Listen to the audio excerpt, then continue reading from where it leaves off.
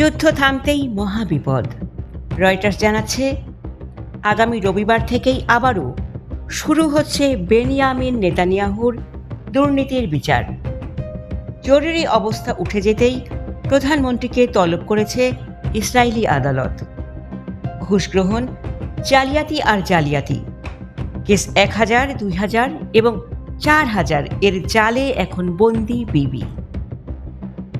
বিলিয়নিয়ারদের কাছ থেকে দামি গিফট নেওয়া আর মিডিয়াকে নিয়ন্ত্রণের চেষ্টার অভিযোগ কি এবার প্রমাণিত হবে?